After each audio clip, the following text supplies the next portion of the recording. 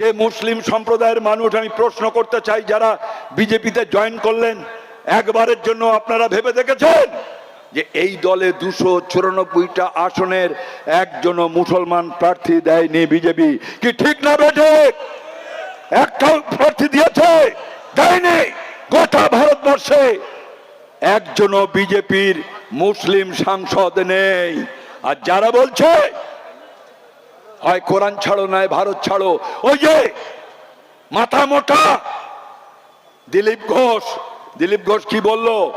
Red রোডে অনেক দিন থেকে নামাজ পড়া হয় আমাদের বামফ্রন্টের আমলে। ও তো পার্মানেন্ট ভাবে দেয়া যায় না, অস্থায়ী ভাবে দীর্ঘদিন থেকে নামাজ পড়া হয়। কি বললো দিলীপ ঘোষ বলছে হরিদাস পাল নাকি? হ্যাঁ, রাস্তা আটকে নামাজ পড়বে হরিদাস পাল? দরকার হলে বাংলাদেশে যাও, পাকিস্তানে যাও, সরকার বদলেছে, লোক পাল্টেছে, বুঝে নাও, এখানে ওসব করতে দেব না। ও হে হরিদাস পাল, দিলীপ ঘোষ, তোমারে বলতে চাই, ওটা মুসলমানদের বাপের সম্পত্তি, বাপের সম্পত্তি, বাপের সম্পত্তি। আপনারা কেউ জানেন কিনা আমি জানি না, হাইকোর্টে যান, অনেকে হাইকোর্টে যান, একেবারে হাইকোর্ট থেকে ফোর্ট উইলিয়াম পর্যন্ত, high court, Raj Bhavan, brigade parade ground থেকে শুরু করে ফোর্ট উইলিয়াম, ওয়াকাবের সম্পত্তি 2555 বিঘা সম্পত্তি ওয়াকাব, ওয়াকাব, ওয়াকাব। আর ওই সম্পত্তি লুট করতে চায় নরেন্দ্র মোদী। দিলীপ ঘোষের জানা দরকার। বিজেপি বন্ধু যদি আমার কেউ বক্তব্য শুনে থাকেন, জেনে নিন, হ্যাঁ, হরিদাস পালেদেরই জমি। আজকে সেখানে নামাজ পড়তে দেয়া যাবে না, অথচ যোগার নাম করে দিলীপ ঘোষ একেবারে হাঁটু গেড়ে জিভ বার করে দেখেছেন কি করছে? যোগ ব্যায়াম করছে, যোগ ব্যায়াম। বুড়ো বয়সে ভীমরতি ধরে যোগ ব্যায়াম করছে দিলীপ ঘোষ। সর্বনাশা শক্তি এসছে।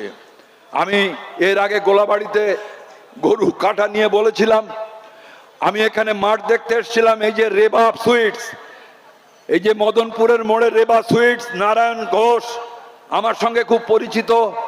নারায়ণ ঘোষকে বললাম কিরকম, বলে আমার খাটালে দুটো গরু আছে। তা বললাম কি হলো? বলে আহমেদ ভাই বিক্রি করতে পারিনি। বলে কেন?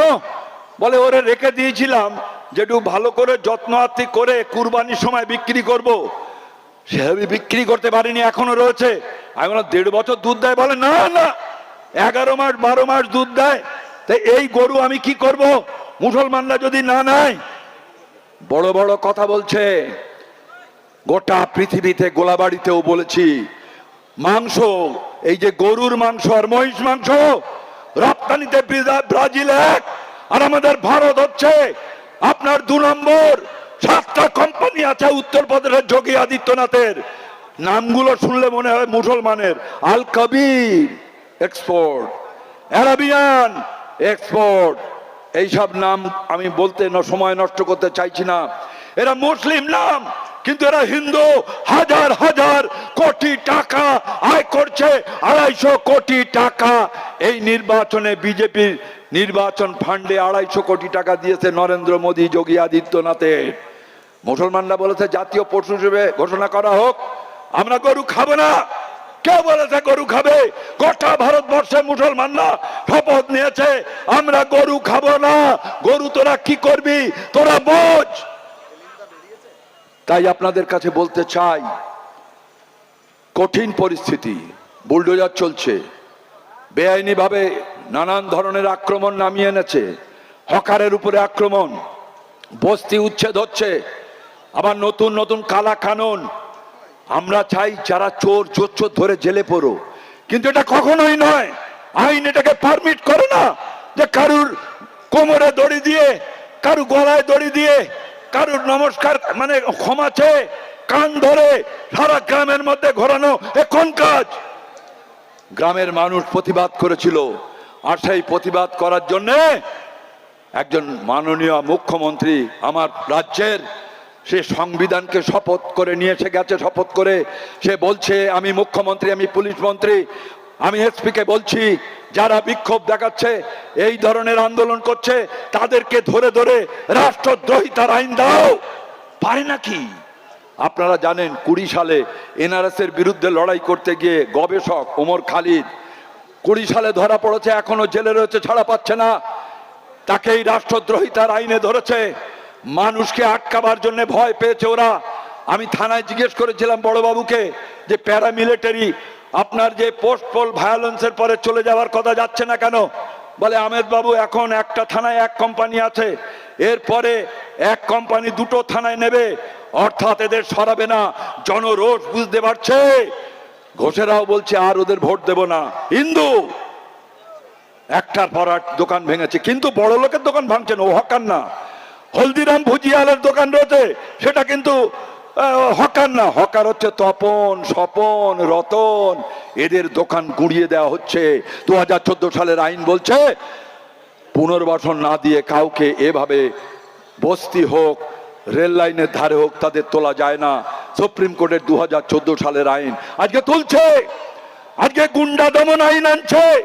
কালকে আমরা রাস্তায় থাকলে, আমরা আন্দোলন প্রতিবাদ গরিব মানুষের জন্য করলে আমাকেও ধরতে পারে, পলাশকেও ধরতে পারে, আমাদের সবাইকে ধরতে পারে। আমি তৈরি আছি। আমায় খুন করো, জেলে দেওয়ার কতবার দেবে?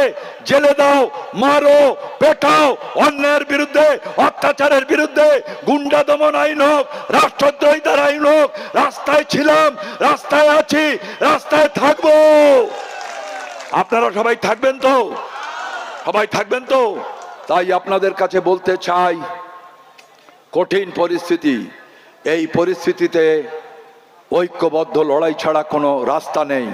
খামার থেকে প্রায় 800-900 লোকের মিছিল আসছিল, বিজেপি আটকে দিতে কুতুব বলার সময় বলেছে।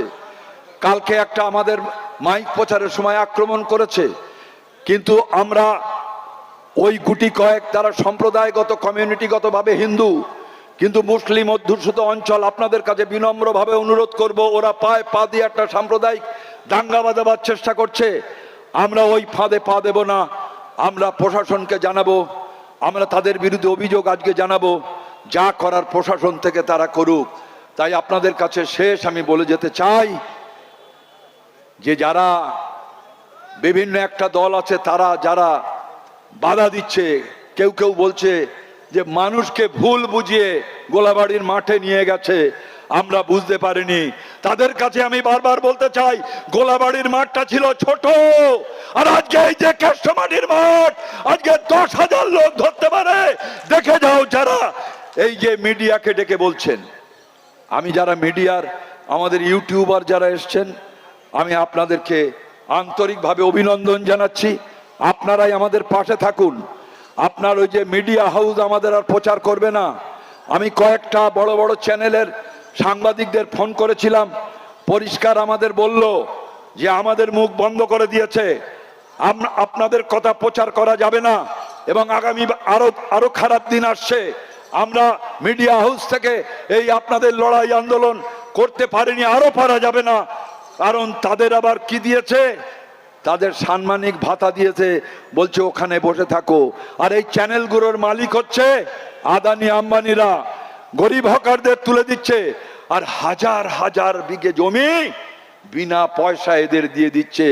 কৃষক আত্মহত্যা করছে, নরেন্দ্র মোদী তাদের ঋণ মকুব করে না।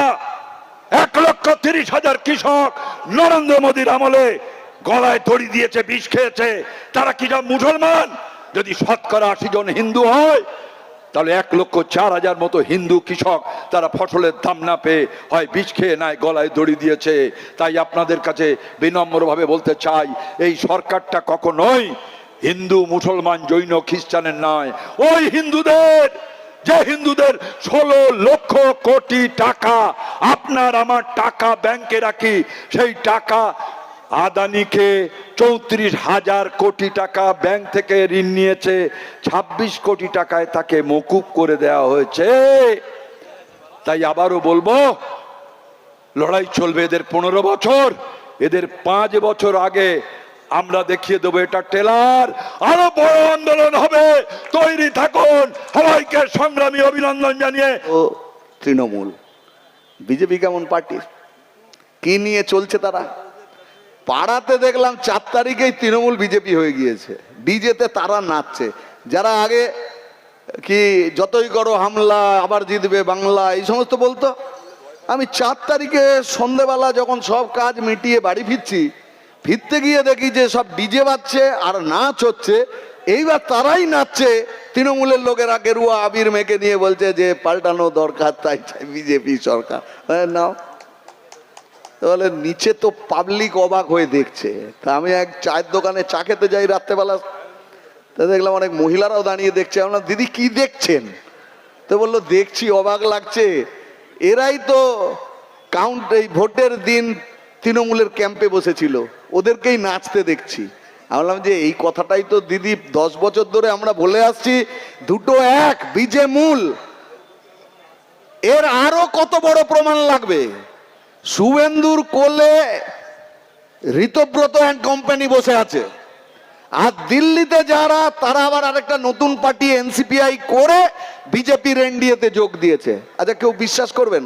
বাম ফ্রন্টে যোগ দিল, কিন্তু সিপিএম এ নয়। মানে আমি সিপিএম এর সঙ্গে নেই, কিন্তু বাম ফ্রন্টে আছি।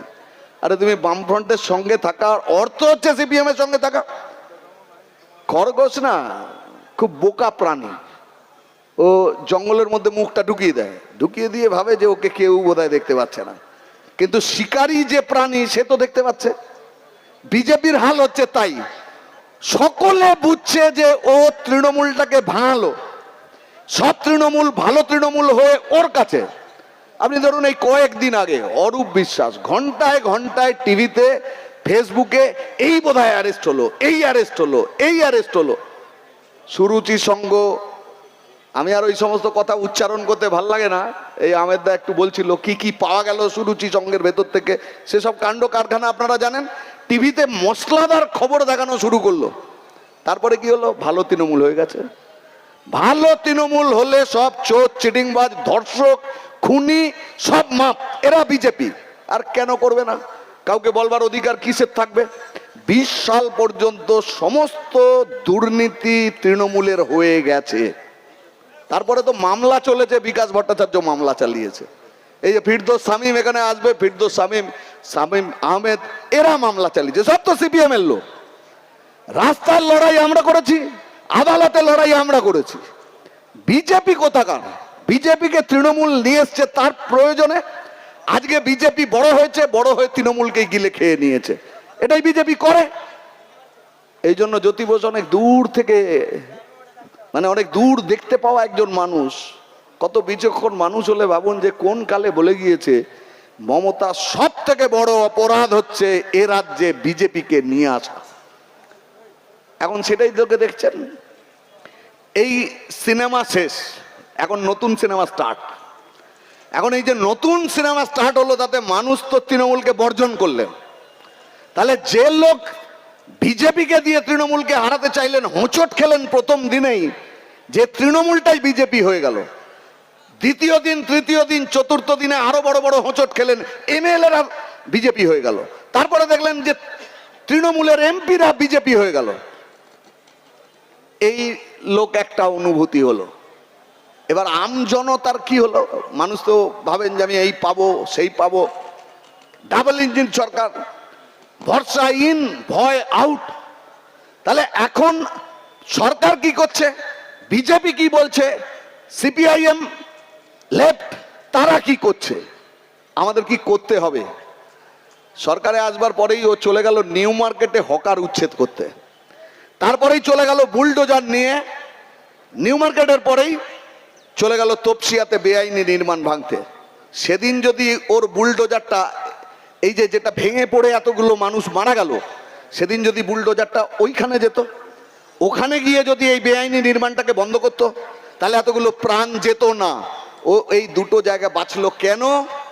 বাঁচলো এই কারণে যে দুটো জায়গাতে বুলডোজার যদি একবার চালিয়ে দিতে পারে, তাহলে পশ্চিমবাংলার সব রাস্তাতেই বুলডোজার চালিয়ে দেওয়া যাবে, সব বস্তিতে বুলডোজার চালিয়ে দেওয়া যাবে। ওই দুটো চালানোর জন্য, দুটো কেন? ওই দুটো জায়গাতে সংখ্যালঘু মানুষ আছে। তাহলে যে পপুলার ভোট নিয়ে ও সরকারে এসছে, পোলারাইজেশন করে, ধর্মীয় মেরুকরণ ঘটিয়ে, তাহলে হিন্দু মানুষের সমর্থন নিয়ে ও বুলডোজার চালাতে পারবে। আদালতের লড়াই করে আমরা তো ঠেকিয়ে দিলাম। তারপরে মানুষের অভিজ্ঞতার মধ্যে এলো শিয়ালদা স্টেশন খালি করলো। শিয়ালদার চারিদিকে, স্টেশনের চারিদিকে যে হকার, সেই হকারদেরকে উঠিয়ে দিল। বুলডোজার চললো, বুলডোজার চললো। একইভাবে দমদম স্টেশনে, একই রকম ভাবে যাদবপুরে যখন হকারদের উচ্ছেদ করতে যাচ্ছে, দমদমে উচ্ছেদ করতে যাচ্ছে, শিয়ালদাতে উচ্ছেদ করতে যাচ্ছে, হকারদের পাশে সাধারণ মানুষ, ডেলি প্যাসেঞ্জার, তারা গিয়ে দাঁড়ালো যে এই গরিব গুরব মানুষগুলোর পেটের ভাত তুমি কেড়ে নিচ্ছ কেন? তুমি তো কাজ দিতে পারোনি। 12-14 সাল থেকে তুমি সরকারে আছো, কেন্দ্রীয় সরকারের শূন্য পদে নিয়োগ হয় না, গোটা দেশ জুড়ে শিল্প কল কারখানা কিচ্ছু তৈরি করতে পারোনি। তোমারই পেয়ারের বোন মমতা দুজনে মিলে